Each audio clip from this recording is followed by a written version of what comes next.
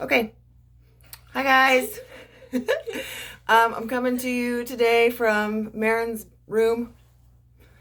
So she's in the background making fun of me, and we have a dog in here. But I tried to put myself a little more together today for you. So I'm going to read chapter 1 today in The Epic Fail of Arturo Zamora, our read, by Pablo Cartaya, whatever again. Forgive some of my pronunciation. We've talked about this in class before. I was glad to get some feedback from you. So it's Saturday, April 4th.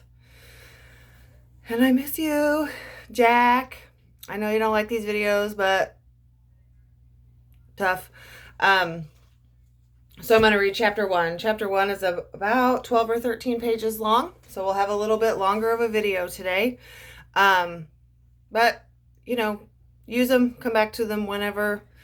Once you actually get your packets on the 13th, you will have some actual, stuff to be doing with each chapter.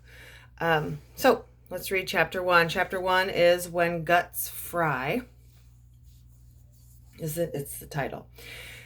For my entire life, La Cocina de Isla has closed on Sundays. Year after year, customers have begged Abuela to open the restaurant, but she never has. She claimed Sundays were for the Zamoras, and that was that. No more discussion. Ever since she'd handed over cooking duties to my mom, her oldest daughter, Abuela took her place on one of the sofas in the lounge area, smiling and surveying the whole scene.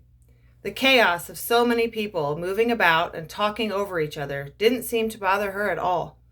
She looked happiest when the entire Zamora clan crammed itself into La Cocina. My cousins, Yolanda and Mari, traded high school chisms on the outdoor patio.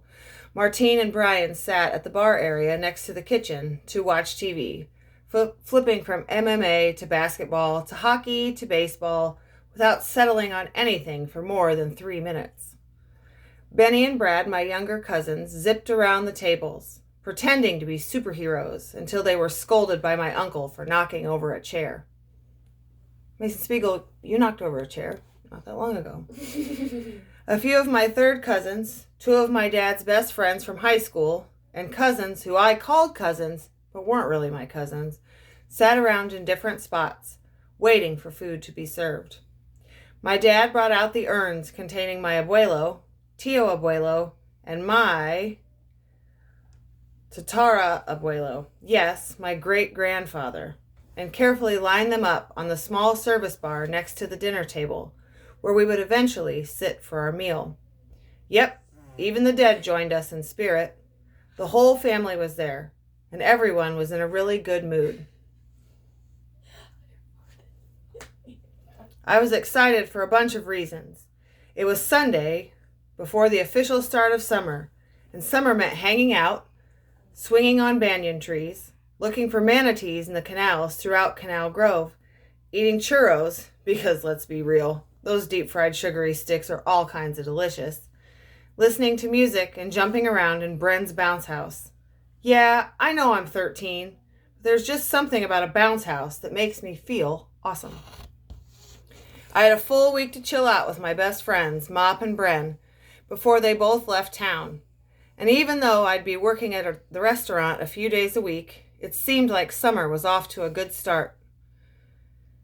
Mop and Bren were honorary Zamoras and almost always attended Sunday dinner.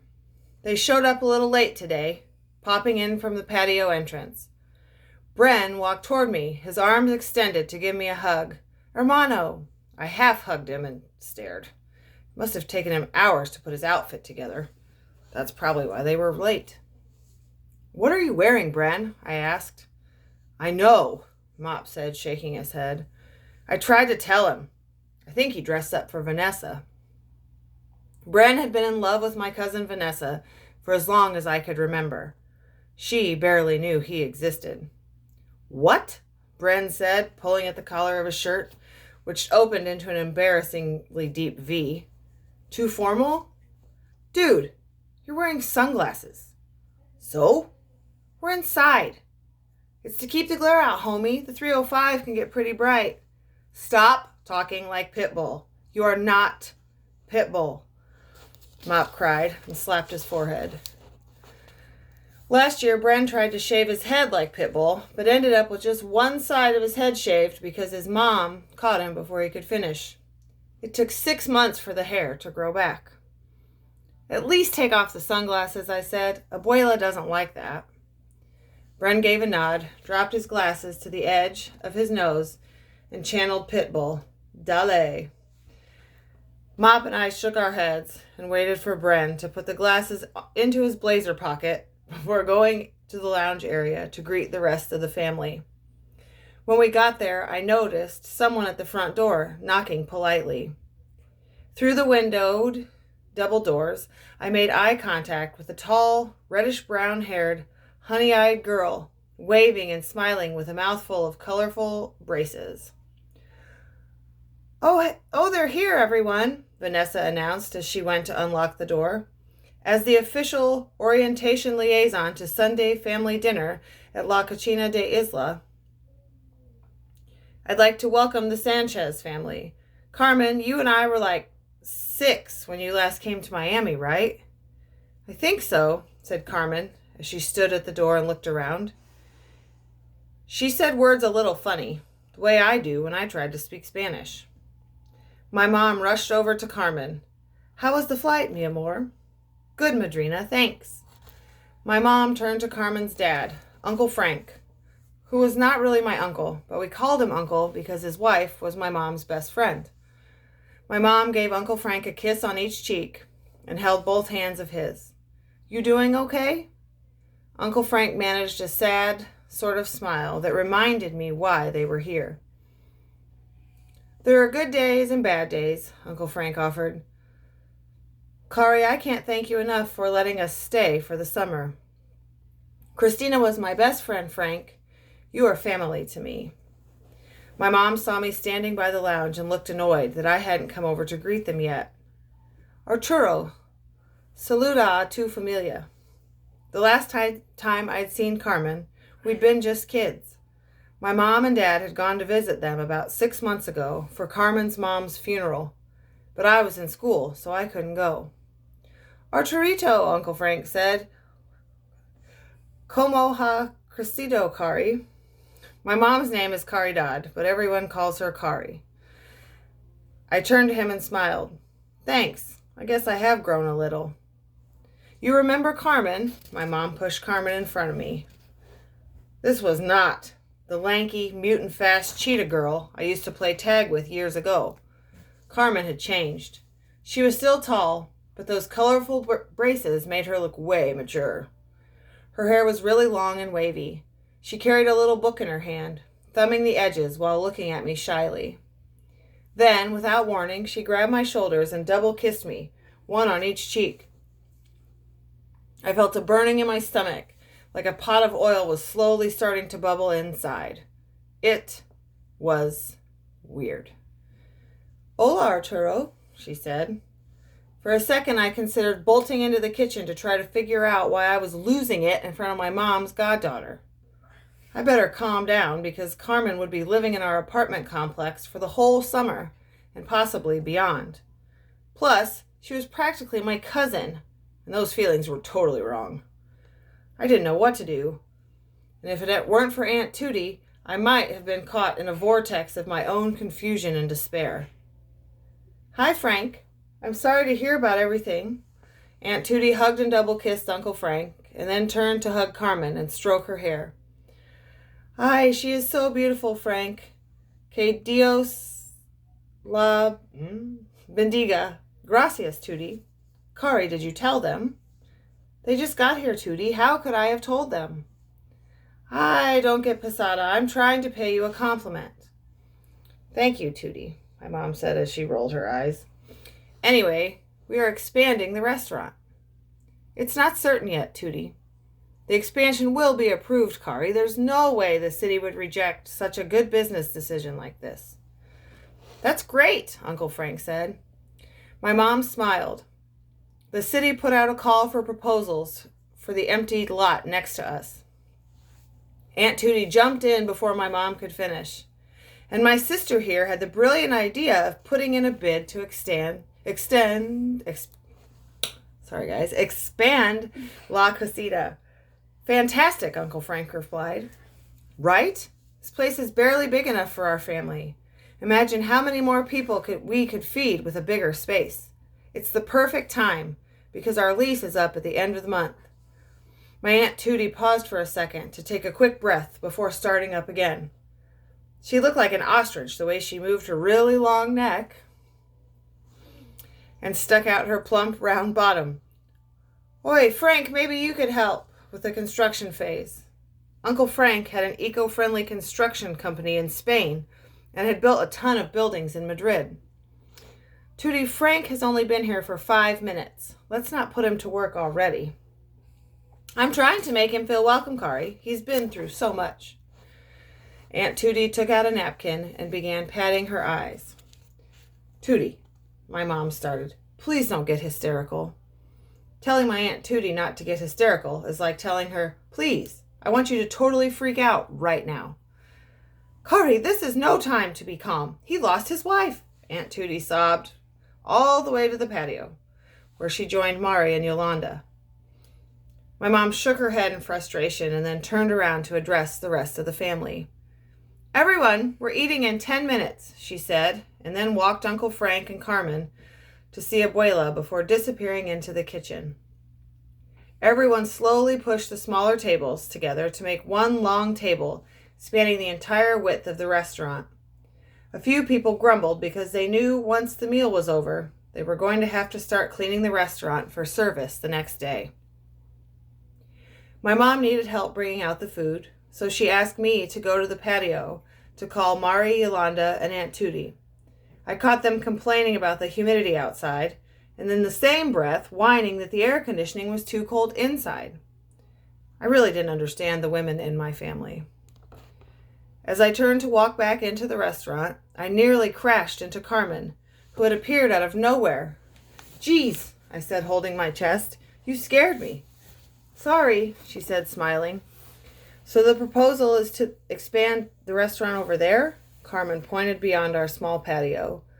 The lot was visible from where we stood, with only 5 small tables and a green awning in our way. Huh? Oh, yeah, the whole area, I said, gesturing. Carmen walked over to the edge of the patio and looked out. I followed her and took in the mostly dark lot that was illuminated by one street lamp in the far corner. Hey, Carmen said, interrupting the silence. Do you remember when you all came to visit us in Marbella that one summer? Probably Marbella. Anyway. Yeah, I said. What were we, like 8? Yeah, I remember you threw sand at me and then tried to run away, but I chased you down the beach. And you caught up to me, pinned me to the ground, and dripped wet sand on my back that slithered down my butt when I got up. Oh, God, why'd I say that? Carmen laughed. You look so funny trying to wash your butt in the water. The water was freezing. Oh, come on, she said. It wasn't that cold. Seawater in southern Spain is way colder than the ocean in Miami. Carmen laughed again. You never caught me, she said. That's because you were like a mutant half cheetah. I stopped talking when I noticed a figure crossing the street. I don't think Carmen saw it, because she was pointing to the other small buildings lining the neighborhood. It's so nice how the buildings are all the same size, she said. Yeah, I said, still looking at the figure standing in the shadows. Hey, do you see that over there? I asked. Carmen followed my gaze. Yeah, she said, it looks like that person is taking something out of a bag. What is it? I don't know. A couple of quick flashes popped from the mysterious figure. They're taking photographs. Hey you, Carmen blurted out. The person looked up from the camera and stared at us. I couldn't see his or her face because it was covered by a large hat. The person put the camera away, walked across the street, and disappeared into the darkness. That was weird, Carmen said. Yeah, I replied, wondering who would take the pictures this late at night. But then my mom called us in to eat, and we went back inside the restaurant. Everyone raced to find a seat, like they were playing musical chairs or something.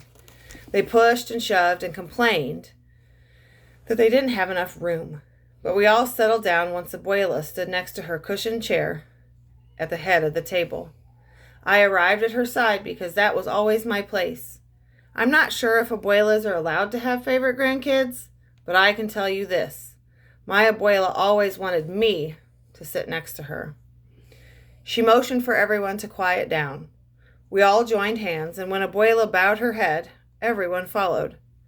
As she prayed quietly, we were silent. I admit I peeked to my left to see what Carmen was doing. I had a clear shot of her because Vanessa's head was down. Carmen was deep in prayer, mumbling softly to herself. And when Abuela lifted her head to indicate she was finished praying, she caught me looking at Carmen. Her face lit up when she saw Carmen had just opened her eyes and was looking back at me. My gaze shifted from Abuela to Carmen, and suddenly my cheeks burned and I had trouble breathing. Thankfully, people started to lift their heads, waiting for further instruction from Abuela. She smiled and made the sign of the cross.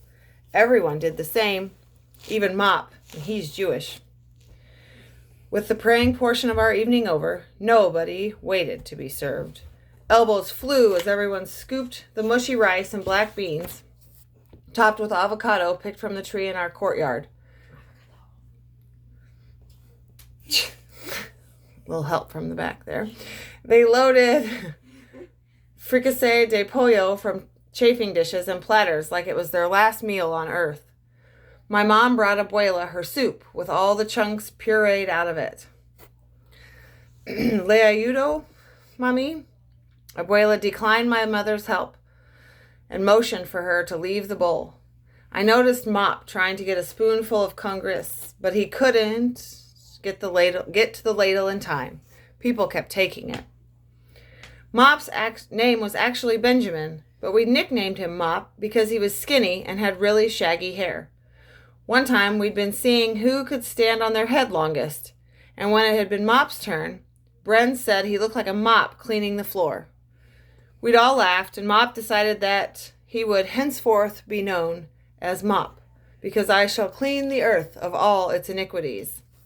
Mop always talked like that. He is definitely my smartest friend. When dinner ended, we cleaned up and prepared the restaurant for the next day. No one complained as Abuela watched. My family argued a lot, but Abuela always found a way to get everyone on the same page. Mop's and Bren's parents picked them up, and the rest of my family left at different times. I stayed behind with my mom, my dad, Uncle Frank, and Carmen to lock up. The walk from the restaurant to our apartment complex was about 10 minutes. Carmen trailed behind with me as my parents and Uncle Frank walked ahead. It must be cool to live in the same building as your whole family, Carmen said. You always have someone to talk to. Not only did my entire family work together at La Cocina, but we also lived in the same apartment complex. There was a Zamora in every unit, and this summer Carmen and Uncle Frank were going to live there too. Yeah, I guess so, I said. I like that Abuela is just downstairs, but I'm not sure I like Martine and Brian invading my space all the time.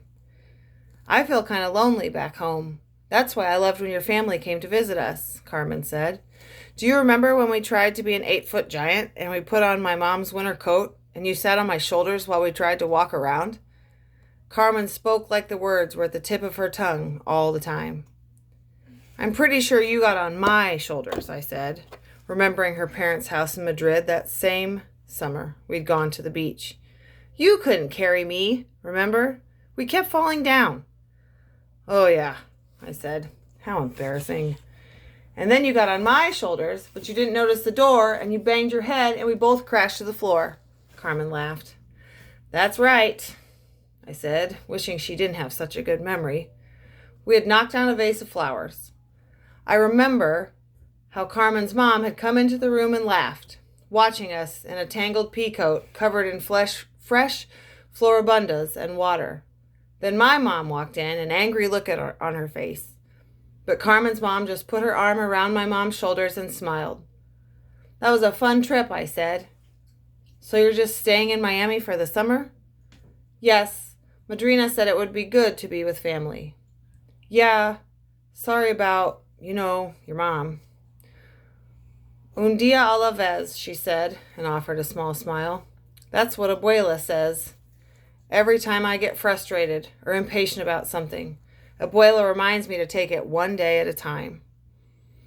It was nice to see you again, Arturo, Carmen said. She turned to follow Uncle Frank into their unit. You too, I said. As I walked to my room, I tried to make sense of what had happened tonight. Carmen equals Mom's goddaughter / niece was not computing with Arturo plus Carmen equals sudden frying intestines when I talked to her. And that is chapter 1. I'll see you guys tomorrow oh, there she is. Hey, girl. I'll see you guys tomorrow for chapter 2. Bye.